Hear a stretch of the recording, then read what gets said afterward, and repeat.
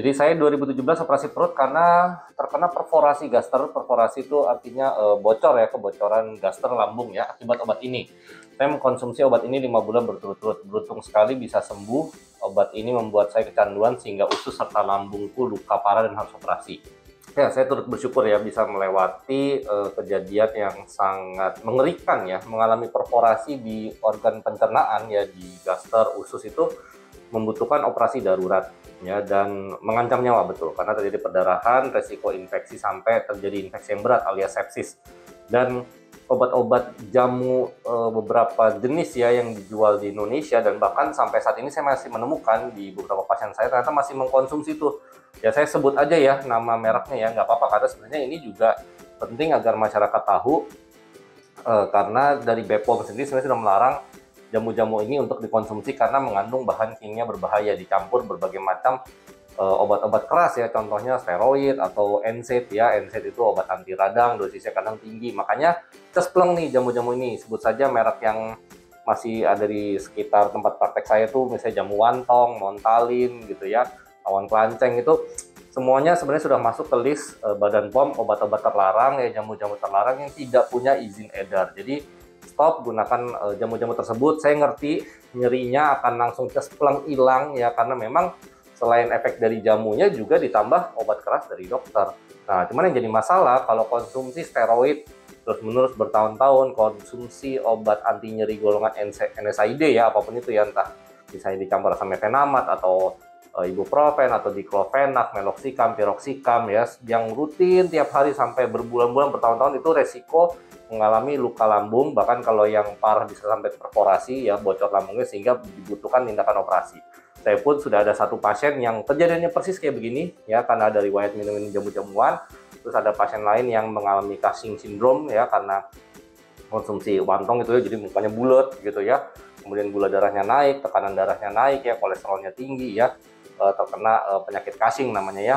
Kemudian ada yang gagal ginjal satu orang ya, sama yang sakau ya, tanda kutip gak bisa copot gitu dari obat ini ya. Jadi seringkali tuh menimbulkan ketergantungan sehingga akhirnya harus diberikan lagi steroid dosis yang kecil hanya untuk menghilangkan kejadian tanda kutip sakaunya tersebut ya. Jadi jangan konsumsi jamu-jamu ini. Apabila sudah terlanjur mengkonsumsi barang sekali dua kali udah enak, udah habis itu kalau misalnya keluhannya masih berlanjut, periksalah ke dokter apa yang menjadi penyebab sakitnya, apa yang menjadi penyebab pegel-pegelnya. Ingat, semua obat-obat yang bebas, yang tanda kutip bisa dibeli sendiri tanpa resep dokter, itu kan selalu ada peringatan. Bila sakit berlanjut, hubungi dokter, bukan beli terus obatnya. Ya, itu ada alasannya, karena obat apapun kalau digunakan secara tidak bertanggung jawab, yang tadinya bermanfaat malah bisa jadi membahayakan. Semoga semuanya makin sehat dan makin waras. Penyakit ini sangat menyiksa. Beberapa penderita di China memilih mengakhiri hidup mereka. Oke, mengakhiri hidup biasanya didasari dari kondisi depresi berat. Kenapa pasien autoimun itu seringkali depresi? Satu, karena penyakitnya ini berlangsung kronik, jadi jangka panjang. Pasiennya merasa saya kayak nggak sehat-sehat, badan nggak pernah seger, nyeri terus-menerus, ya rambut rontok terus-menerus, mesti bolak-balik ke dokter terus, obatnya juga kadang digonta-ganti terus, sehingga menimbulkan rasa frustasi. Ya, jadi sudah banyak diteliti, memang kejadian depresi itu banyak pada penderita autoimun. Tapi prinsipnya begini ya, autoimun itu bisa dikontrol ya. Jadi kalau ada seseorang dinyatakan menderita penyakit autoimun, itu memang saat ini definisi medisnya adalah bukan sembuh, tapi mengalami remisi. Remisi itu adalah bisa tanpa keluhan, tanpa gejala, lab-lab normal semua, mungkin dengan bantuan obat dosis sangat kecil, atau tanpa obat sama sekali. Tapi untuk mencapai remisi tersebut memang butuh perjuangan yang tidak gampang. Jangka panjang tuh biasanya ya, mulai dari perjalanan menemukan obat yang paling cocok, menemukan dosis yang paling cocok, perjuangan mengatasi efek samping dari obat-obatnya, perjuangan untuk titrasi turun dosis obatnya banyak ya. Jadi bukan hanya dari tekad yang kuat dan semangat hidup yang kuat dari penderitanya, tapi dukungan dari keluarga, orang-orang sekitar, teman-teman terdekat, bahkan dari dokternya sendiri pun ya, itu sangat penting. Jadi kalau saya sampai ketemu pasien autoimun tuh, mau nggak mau harus disupport ya, betul ya, harus disupport agar tetap lanjut berobat, tetap teguh gitu ya, tetap percaya bahwa saya bisa mencapai remisi. Dan setelah mencapai remisi pun harus disemangatin untuk tetap pola hidup sehat, mengontrol stresnya gitu ya, tetap rutin konsumsi obat dosis kecilnya supaya jangan sampai keluhan-keluhan yang di awalnya dulu ada jadi muncul lagi alias flare. Flare itu istilahnya kambuh kembali ya. Karena selalu ada kemungkinan pasien autoimun yang tadinya remisi udah antang-antang ini tiba-tiba flare, kambuh gitu ya. Semua penjuang autoimun ya semoga semangat selalu ya, jangan lupa minum obat dan tetap kontrol rutin untuk memantau aktivitas penyakit autoimun. Semoga semuanya segera pada remisi. Oh, yang bertanya, apakah CAPD harus dilakukan setiap hari? Bagaimana kalau tidak bisa dilakukan setiap hari? Oke, pada prinsipnya begini, yang membedakan CAPD atau cuci darah lewat perut dengan HD, hemodialisis, cuci darah lewat mesin yang familiar ya di masyarakat awam ya, yang namanya cuci darah itu, yang orang datang ke rumah sakit 2 kali seminggu atau 3 kali seminggu adalah CAPD itu adalah metode membuang racun sedikit demi sedikit tiap hari, seperti layaknya orang itu buang air kecil. Nah, kita kan buang air kecil mungkin dalam sehari 4-6 kali ya, rata-rata lah. Paling dikit 4 kali lah. Nah, CAPD itu memasukkan cairan ya, tanda kutip semacam deterjen ya, kita bilangnya cairan dialisat yang berfungsi menyedot racun-racun dan kelebihan cairan dalam tubuh penderita gagal ginjal. Masuk di perut tuh, nanti saringannya pakai saringan lapisan perut, peritoneal ya. Jadi lapisan peritoneal tubuh kita di perut, dia berfungsi sebagai filter. Lalu cairan yang konsentrasinya sudah dibuat sedemikian rupa, dia akan menarik racun-racun, ureum, kreatinin yang berlebih, menarik kelebihan cairan segala macam, sehingga darah pasien ya di dalam tubuhnya menjadi lebih bersih. Nah, cuman kemampuannya itu jauh di bawah hemodialisa. Kalau hemodialisa yang cuci darah, yang keluarin darah, masuk filter, terus masukin lagi, dan itu dalam 5 jam, wah itu darah yang dicuci sangat banyak jumlahnya, dan ya relatif lebih bersih memang dalam 1 kali tindakan. Makanya kalau untuk CAPD, memang protokolnya adalah setiap hari harus dilakukan. Bagaimana kalau skip? Ya kalau baru skip sebentar doang, misalnya sehari atau maksimal 2 hari, ya paling racunnya numpuk kan. Mulai-mulai numpuk, ya paling mulai-mulai nggak enak gitu ya. Nah, cuman nanti untuk kalau misalnya udah numpuk terus mau seger lagi, itu prosesnya agak lebih lama tuh. Untuk supaya bisa normal lagi seperti keadaan sebelum numpuk. Karena CAPD itu dia ngebuang racunnya pelan-pelan, sama kayak orang buang air kecil. Nah, cuman untuk jangka panjangnya, long termnya, CAPD ini lebih bermanfaat karena pasiennya enak ya, tiap hari dibuang racunnya, jadi tidak ada momen-momen di mana racunnya ini numpuk. Dan untuk kesehatan jantung ya, sebenarnya penderita CAPD itu jauh lebih nyaman untuk jantung pasien CAPD dibandingkan pasien-pasien yang HD, karena dia ngeluarin cairannya sedikit-sedikit ya, cairan di pembuluh darahnya itu dibuang bertahap, tidak langsung banyak ditarik cairannya gitu ya, seperti pada saat proses cuci darah yang lewat mesin yang hemodialisis. Kalau yang lewat mesin yang datang 2-3 kali seminggu itu kan berat badan udah naik tuh 2,5 kilo, 3 kilo, ada yang naik sampai 4-5 kilo. Dalam waktu 5 jam kelebihan cairan 4 liter, 5 liter itu langsung ditarik sekaligus ya dari pembuluh darah gitu ya, sehingga bisa terjadi perubahan tekanan darah pada saat proses cuci darahnya. Itu biasanya nimbulin keluhan yang tidak nyaman buat pasien-pasien. Jadi dari sisi kualitas hidup biasanya pasien CAPD jauh lebih nyaman gitu ya. Meskipun ya tanda kutip ya, selaput peritoneum yang menjadi filter cuci darahnya itu biasanya akan kadaluarsa, nggak tahu berapa tahun ya, ada yang cepat, ada yang bisa sampai lebih dari 5 tahun gitu ya, sehingga pada akhirnya pasien tersebut kalau tidak melakukan cangkok ginjal maka terpaksa harus berpindah ke hemodialisis gitu ya. Tapi selama melakukan CAPD biasanya kondisi pasien gagal ginjalnya lebih baik ya secara kualitas hidup, dan nggak harus ke rumah sakit tiap minggu gitu ya, bisa dilakukan secara mandiri. Jadi supaya bagus ya, alangkah baiknya tetap dilakukan setiap hari.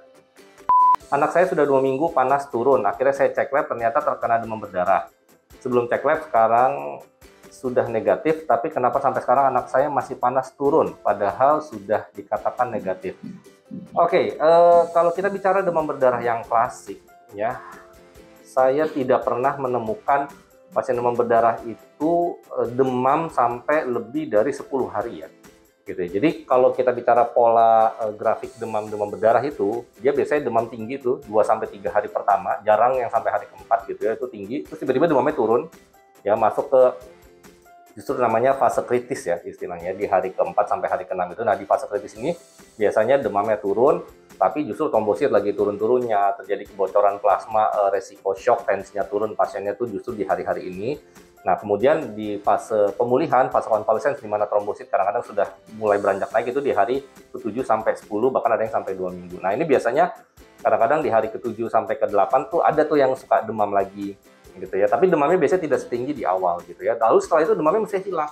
Jadi kalau sampai demamnya berkepanjangan ya, apalagi lebih sampai 3 minggu ya, itu sudah masuk ke algoritma diagnosis demam berkepanjangan, prolonged fever. Nah, itu diagnosanya jadi macam-macam ya, mulai dari bakteri-bakteri spesifik, TBC, autoimun ya, atau penyakit-penyakit yang nggak lazim gitu ya. Atau memang ini suatu infeksi yang tanda kutip berkelanjutan, dalam arti kata mungkin awal betul demam berdarah, pas dia baru selesai demam berdarah dia kemasukan kuman lain. Nah, kuman lainnya bikin demam baru lagi. Jadi seolah-olah tuh demamnya nyambung dari awal sampai 2 minggu ya.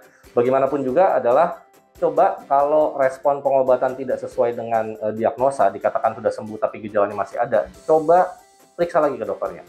Ya, atau kalau misalnya tidak rasa puas, minta second opinion ya. Tolong diperiksa lagi, ini ada sesuatu yang tidak cocok dengan perjalanan penyakit demam berdarahnya. Tinjau lagi diagnosanya. Apakah ini ada sesuatu yang baru ya, atau yang diagnosa demam berdarah di awal itu salah ya, ternyata ini sesuatu yang lain sehingga harus dilihat lagi diagnosanya, atau apa gitu ya penyebab demamnya ya. Karena kalau demam berdarah dinyatakan sembuh gitu ya, mesti udah nggak demam lagi.